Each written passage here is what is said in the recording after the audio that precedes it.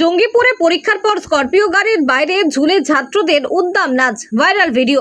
পরীক্ষা শেষে উচ্ছ্বাস স্বাভাবিক, কিন্তু সেই উচ্ছ্বাস যদি বিপজ্জনক রূপ নেয় তবে তা উদ্বেগজনক। এমনই এক ঘটনা ঘটেছে মুর্শিদাবাদের জঙ্গিপুরে। সম্প্রতি পরীক্ষার পর উমরপুর এলাকায় জাতীয় সড়ক 12 নম্বরের ওপর কয়েকজন ছাত্রছাত্রীকে স্করপিও গাড়ির ওপর এবং বাইরে ঝুলে উদ্দাম নাচতে দেখা গেছে। সেই ভিডিও এখন নেট দুনিয়ায় ভাইরাল হয়ে সমালোচনার ঝড় তুলেছে।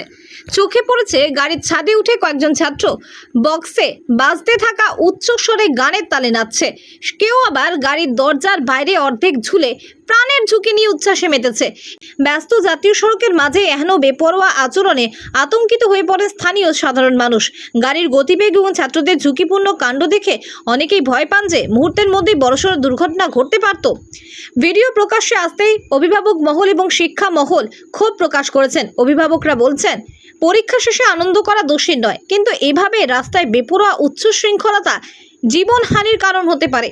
নেটিজেনরাও করা সমালোচনা সরব। কেউ লিখেছেন, এটা শিক্ষা নয়, এটা ছিছি। এই শিক্ষা কোন দিশায় নিয়ে যাচ্ছে?